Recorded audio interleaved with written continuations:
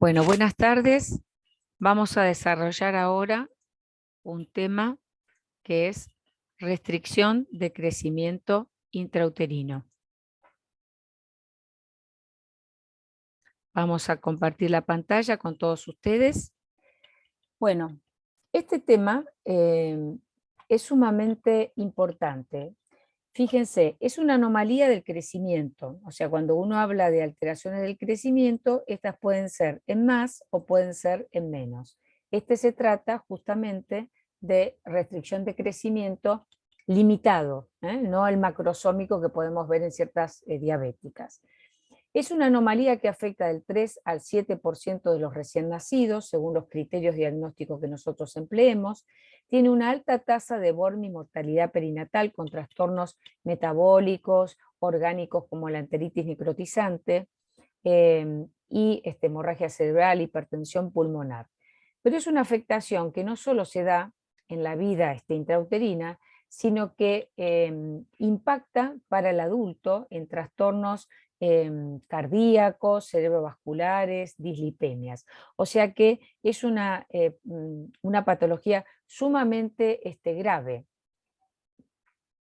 ¿Cómo podemos definir lo que es una restricción de crecimiento intrauterino? Bueno, lo podemos definir como un proceso patológico que determina que el potencial genético para el cual estaba programado ese feto no se dé. Es decir, entonces, que ese niño no desarrolla el potencial para el cual venía programado. Entonces, para poder medir esto, tomamos como elemento, como definición, aquellos fetos que estén por debajo, con un peso por debajo del percentilo 10 para la edad gestacional. Prácticamente todos los equipos utilizan Hadlock y hay distintas tablas, pero quiere decir, o sea, con esta diapositiva trato de mostrar el rango en el cual puede estar creciendo un feto, ya sea bajo, mediano o muy alto. Y sí se ve una importante asociación entre que cuanto más bajo es el percentilo de crecimiento, menos peso tiene, aumenta tanto la mortalidad como la morbilidad feto-neonatal. Ahora, esta definición no es precisa, o sea, engloba un 40% de los fetos que tendrían riesgo de tener malos resultados perinatales, pero también engloba un grupo de fetos que son constitucionalmente pequeños y no son enfermos, y después hay un 20% ya de fetos que sabemos que son patológicos por infecciones, por trastornos genéticos, por tóxicos. Entonces, el desafío del médico tratante junto con el imagenólogo es detectar cuáles son realmente los fetos que están comprometidos para hacer las conductas adecuadas. Quiere decir entonces que con esta definición seguramente tenemos algunas fallas, porque va a haber fetos, primero que estén arriba del percentilo 10, pero en realidad también están por abajo de su potencial probable de crecimiento. Entonces, eso ya es un grupo de fetos que es más difícil diagnosticarlos, y después vamos a desarrollar el concepto que tenemos ahora de feto de restricción de crecimiento tardío. Entonces, quiere decir que utilizamos lo mejor que tenemos, pero no se detecta en un tercio de los casos y el 50% está mal diagnosticado. La etiología. Bueno, la etiología puede ser fetal o materna, o sea, relacionado ya, como les dije, con esa carga genética alterada, embarazo múltiple, y materna, fundamentalmente los trastornos hipertensivos. Es muy importante detectar los factores de riesgo para poder intervenir, ya sea los preconcepcionales, que tienen que ver con el bajo nivel socioeconómico, las edades extremas, el antecedente de haber tenido una restricción de crecimiento previo, los que se dan durante el embarazo, en donde baja ganancia de peso, embarazos múltiples, y los ambientales, tales como el alcohol, el tabaquismo, el estrés, que se pueden, digamos, accionar para evitar entonces que afecten al feto. ¿Cómo los clasificamos? Bueno, hablamos de fetos patológicos, que son aquellos que ya sabemos que han tenido alguna impronta, ya sea por infecciones o tóxicos, aquellos que tienen trastornos genéticos y los malformados. Después están los pequeños para la edad gestacional, pero que serían sanos, constitucionalmente pequeños. Y después están realmente los restringidos, que tienen que tener modificaciones hemodinámicas como las del Doppler. Y en general se dan en un contexto de ciertas patologías como es la preeclampsia. Quiere decir entonces que cuando nosotros utilizamos el percentilo 10 para definir restricción de crecimiento, el 70% de los fetos serán normales y hay un 30% que son los verdaderos restringidos. ¿Qué impacto tiene en el embarazo? Bueno, desde el punto de vista de la madre va a tener más riesgo de cesárea, por ejemplo.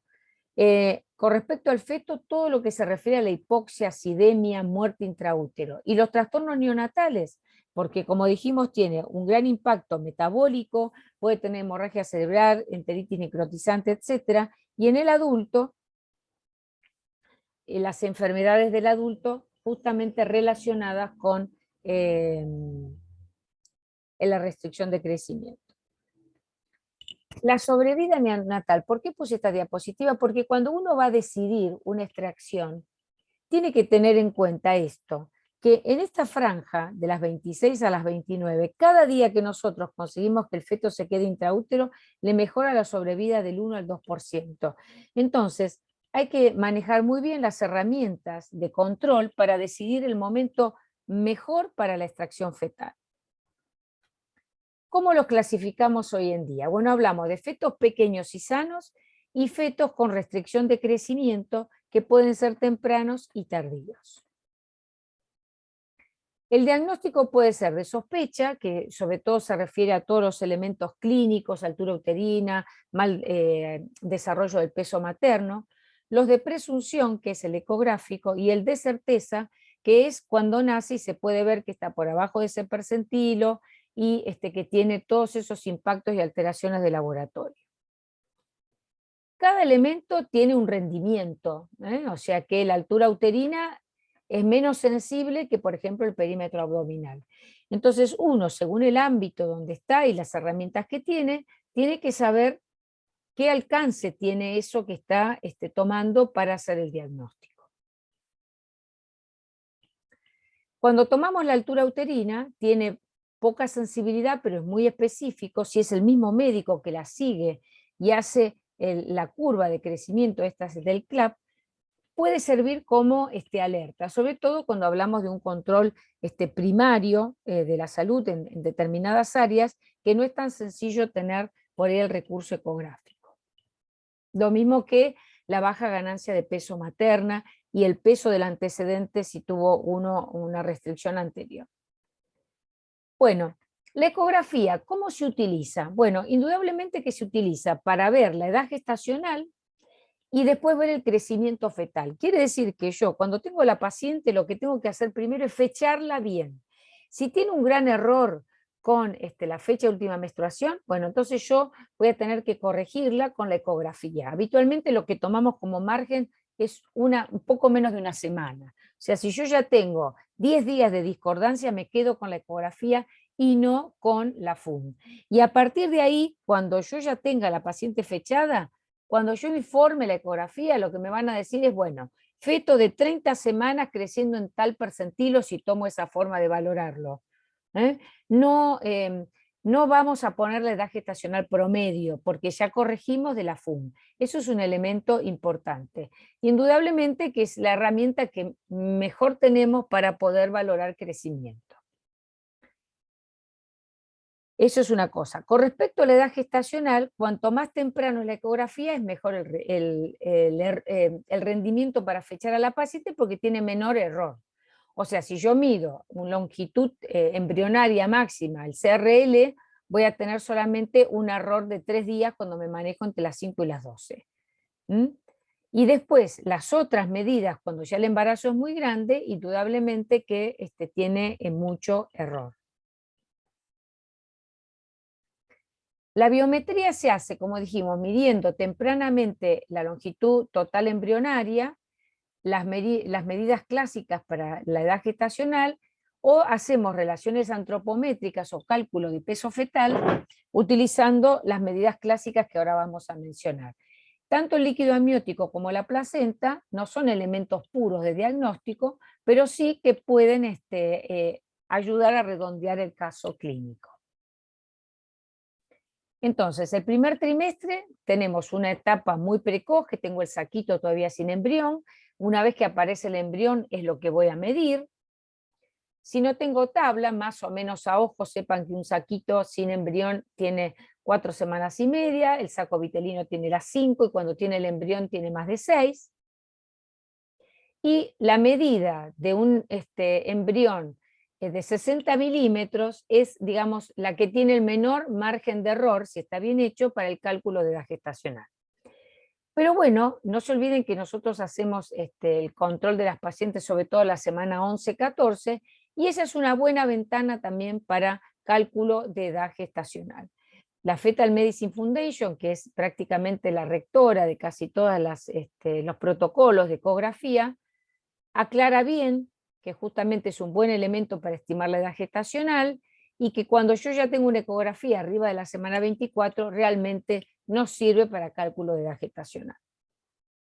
Esto tiene una serie de parámetros para que la medida sea precisa, como otras medidas, cómo tiene que estar el feto, la posición. Se los menciono para que ustedes vean la foto, cuando alguien les mandó, si realmente está bien hecha o no.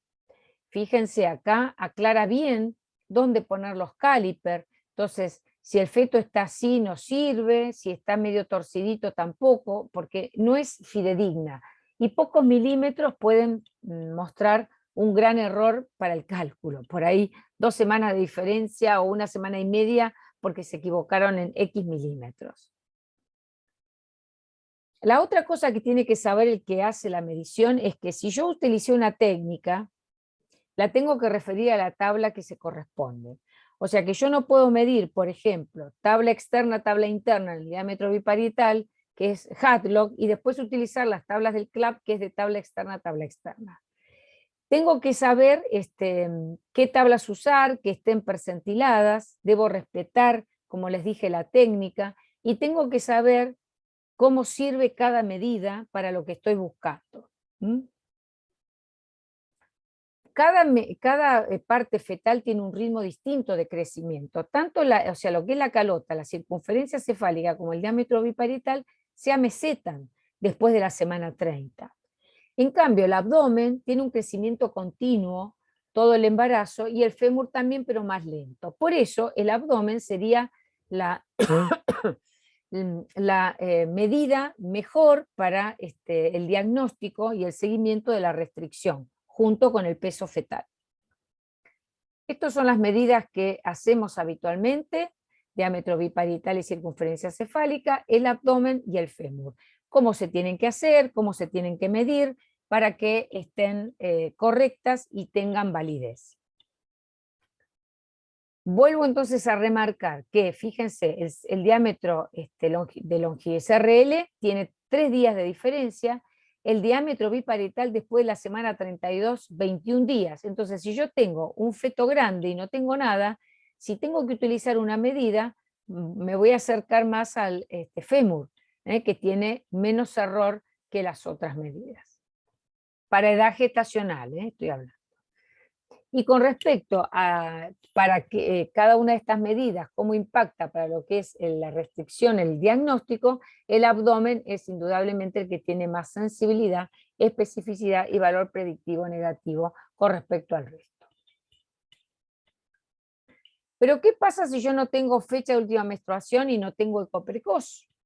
Y tengo una paciente que tiene unos factores de riesgo y una alta posibilidad de ser una restricción.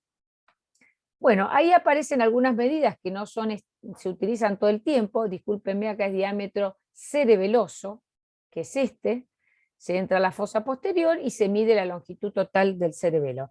El cerebelo, hasta la semana 20, hasta la época del SCAM, prácticamente la longitud del cerebelo se correlaciona con la edad gestacional. Y después ya hay tablas. se ve fácilmente tempranamente, tiene una buena correlación con la edad gestacional, se afecta bastante poco con los fetos hipóxicos, por eso puede ser un elemento que nos sirva. También están los puntos de osificación, o sea, yo puedo tener un feto de semana 27, pero yo sé que la epífisis femoral distal está osificada de la 32 a la 33 y aparece el punto de osificación, con lo cual voy a presuponer que ese embarazo es mayor y no tiene el crecimiento adecuado. Y después están las relaciones antropométricas, que por ahí han perdido un poco de vigencia, pero cuando yo no tengo ningún elemento, paciente desconocida, es útil. La relación de la circunferencia cefálica con el abdomen, que tiene que ser menor de 1 después de la semana 32, porque primero los chicos son más cabezones que panzones y después tienen más panza que cabeza, digamos así, en forma burda. Y después las relaciones del abdomen con el fémur, en donde fíjense, ya tengo valores fijos, son fáciles de recordar, al revés, y también en este caso 22 y que no se correlacionan con la edad gestacional. Son valores fijos que uno puede, digamos, por lo menos para saber si ese embarazo no anda bien. Y después tenemos lo que es el control de la velocidad de crecimiento, que uno lo hace cada 15 días, utilizando las tablas que se tengan, ¿no es cierto? Acá les muestro, esta es una tabla del CLAP, en donde yo parto de un valor previo y veo cuántos milímetros creció, y de esa manera, por ahí lo tengo en un percentilo 10, pero el ritmo de crecimiento es 50. Lo que pasa que es pequeño, menudito. Y esta es la tabla del diámetro cerebeloso transverso. Después está el peso fetal estimado. Es muy importante, es útil, lo seguimos utilizando, pero tiene algunas fallas, como por ejemplo un margen de error del 8 al 15%, y cuando la paciente es diabética un 25%. Entonces, y por otro lado, cuando el feto es grande, a veces la técnica para medir no es tan pura y también hay error. Pero bueno, es el elemento que tenemos junto con el abdomen para poder seguir el ritmo de crecimiento de un feto. Los otros elementos de anexos fetales, como por ejemplo el volumen de líquido amniótico, que indudablemente cuando está con oligohidramios tiene mucho más riesgo de complicaciones. Se puede medir de distintas formas, lo importante es que ustedes tengan una comunicación con quien lo hace para que lo pueda ver y seguir. Se puede medir el bolsillo único más profundo, como en este caso, o se puede medir los 4 cuadrantes y sacar el índice de líquido amniótico y referirlo a una tabla. Para el American College hace muchos años sugirió que era más práctico medir el bolsillo único más profundo. Y con respecto a la placenta, siempre la clasificamos en grados, ahora estamos clasificando si es heterogénea o no. Feto con alteración del crecimiento, poco líquido, una placenta sumamente heterogénea, termina de redondear el diagnóstico. Entonces, nosotros hasta ahora, ¿qué hicimos con la ecografía? Bueno, lo que hemos hecho son pruebas biométricas que miden tamaño. No es el diagnóstico definitivo, es una sospecha que yo termino de redondear el diagnóstico con las pruebas de vitalidad. Doppler. Entonces, el feto que está con una alteración del crecimiento tiene un impacto en las pruebas hemodinámicas, fundamentalmente en el Doppler. Cuando la vitalidad está bien, el Doppler está bien, el perfil biofísico está bien, implica que el feto está bien. Entonces, eso es el elemento que nosotros necesitamos para hacer el diagnóstico de pequeño y sano y el que realmente está restringido. Entonces, ¿qué hacíamos nosotros? Viene un feto que lo medimos, lo tenemos bien fechado, está por abajo del percentilo 10, veíamos el líquido, veíamos la placenta, hacíamos el Doppler de la umbilical.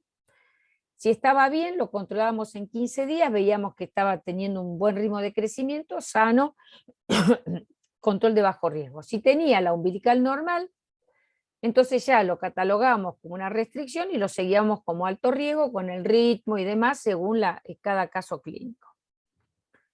Entonces, Quiere decir que los fetos por abajo del percentilo 10 con el Doppler de la umbilical alterado tenían mal el desenlace perinatal, quiere decir que utilizar la arteria umbilical da es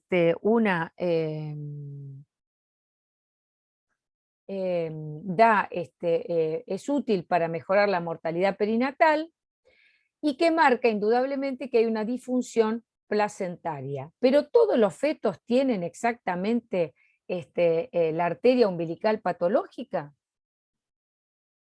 Y acá viene la clasificación en tempranos y tardíos. La restricción de crecimiento temprana es la clásica que todos conocemos, que va siendo etapa por etapas y que se asocia mucho a la hipertensión.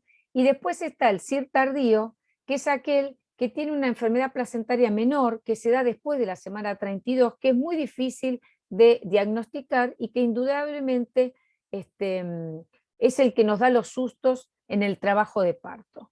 Acá entonces les vuelvo a marcar que el precoz tiene un manejo difícil por prematurez y en cambio el tardío es aquel que es difícil de diagnosticar. Entonces, quiere decir que el Doppler de la arteria umbilical es muy útil para las alteraciones placentarias severas, pero falla en estos restricción de crecimiento que son leves, o sea que no tienen ese componente tan grosero como el temprano. Entonces vamos a incorporar ahora un nuevo concepto que es la relación cerebro-umbilical, que permite sobre todo identificar tanto la restricción de crecimiento temprana como tardía. Entonces, se sabe que aquellos fetos que tienen alteraciones de la arteria cerebral media tienen mal desarrollo neurológico posterior. Quiere decir entonces que no todos los fetos pequeños son sanos y que solo con la umbilical no vamos a hacer el diagnóstico. Tenemos que incorporar la arteria cerebral media y la relación entre las dos. Quiere decir entonces que no podemos poner a todas las restricciones de crecimiento, ay, perdón, se me fue, toqué sin querer la tecla y se me fue. Quiere decir entonces que no todos los restricciones de crecimiento evolucionan igual. Justamente la restricción de crecimiento precoz es la que va a tener la secuencia clásica, arteria umbilical alterada, dilatación de la cerebral y el ductus venoso alterado. Esta es la filmina donde es lo clásico, nosotros vamos a buscar las uterinas, uterina normal, uterina patológica, umbilical normal, patológica, cerebral media normal, patológica, y cómo va siendo la secuencia, perdiendo la diástole, poniéndose en reverso, el ductus sin onda A y después reverso, y cómo fluctúa la vena umbilical hasta llegar a un edema cerebral que hace que otra vez esté de alta resistencia. Otra vez para que lo recuerden, normal, y cómo se va alterando hasta llegar al flujo reverso, la cerebral media cómo se va alterando hasta tener diástole, lo mismo pasa con el ductus hasta estar en reverso y lo mismo pasa con la vena umbilical. Esto es lo clásico del CIR precoz. Entonces, el Doppler de la cerebral media justamente sirve sobre todo para los CIR tardíos y los impactos que pueden tener neurológicos posteriores. Y que es justamente ese feto el que por ahí nos llevaba a la cesárea de emergencia. Bueno, entonces, quiere decir que en los tardíos falta la típica secuencia que nosotros conocemos, pero sí tienen alterada la cerebral media. Entonces, como concepto general, uno tiene que saber que cuando está viendo el bienestar fetal, tiene marcadores e índices crónicos que se van poniendo de a poco y que son sobre todo referidos a hipoxemia e hipoxia, y después tenemos los agudos, que en etapas avanzadas, digamos, son cambios que ya muestran la alteración fetal, que se correlacionan con acidosis metabólica y que en general preceden la muerte fetal. Entonces, tenemos que diferenciar las herramientas que son diagnósticas de las que ya son de valor pronóstico. O sea, yo hago el diagnóstico, pero después, una vez que lo tengo y lo estoy siguiendo, tengo que ver exactamente qué elemento me dice que ese feto ya hay que extraerlo. Entonces, vamos a ver cada uno de los parámetros de Doppler que utilizamos fetales. La arteria umbilical es la que sirve de diagnóstico y pronóstico, es la que identifica el feto hipóxico, sirve justamente para seguirla. Pero, ojo, que cuando es un feto que no tiene una restricción de crecimiento temprana, sino tardía, necesitamos complementarla con la cerebral media. Acá tenemos la foto de una umbilical sin diástole y acá con flujo reverso. La arteria cerebral media es un marcador tardío de hipoxia, es útil en la identificación y predicción de mal desenlace en fetos con restricción de crecimiento tardío, normal, picuda, de alta resistencia, patológica con mucha diástole. Después tenemos el índice, justamente es diagnóstico y aumenta la sensibilidad de la umbilical y la cerebral sola, y se puede ver tanto en los tempranos como los tardíos y se relaciona mucho con mal desarrollo del sistema nervioso central. El ductus venoso es el elemento que seguimos utilizando que marca el riesgo de muerte fetal. Quiere decir entonces que, fíjense que precede inclusive al perfil biofísico. Entonces, cuando uno ya tiene una restricción tardía, es un feto que lo viene siguiendo y no lo puede sacar por la edad gestacional, el ductus venoso es un marcador justamente de muerte fetal. Normal, profundización de la onda A, flujo reverso. El istmo aórtico también es un buen marcador y precede al ductus, pero no está tan incorporado en la práctica cotidiana. ¿Qué hacemos cuando tenemos un feto con restricción de crecimiento? Bueno, acá esto es lo que pone el grupo de Clinic de Barcelona, que está muy estandarizado. Lo encuentran en la página justamente del Clinic de Barcelona, es el grupo de Gratacos, que tiene como mérito que puso a la luz estos fetos con restricción tardía y lo tienen muy sistematizado e incorporan para las decisiones también las uterinas. Pero yo creo que hay que dar conceptos generales, porque también depende de dónde se trabaja, con qué paciente se trabaja. Entonces, primero hay que hacer un buen diagnóstico. Después hay que valorar si el riesgo de muerte intraútero es mayor que la de muerte neonatal, para decidir la extracción. Hay que tratar de hacer un riesgo individualizado. No es lo mismo la madre hipertensa que la madre sana, la que está teniendo ese cuadro clínico, la edad gestacional y el lugar donde estoy trabajando. Entonces, hay que tomar todos esos elementos para decidir la mejor conducta, si lo puedo hacer nacer en mi maternidad o lo tengo que derivar. Bueno, espero que les haya servido y justamente es un desafío diagnosticar los pequeños pero sanos y después hacer un seguimiento adecuado para decidir el momento justo de la extracción. Bueno, buenas tardes para todos.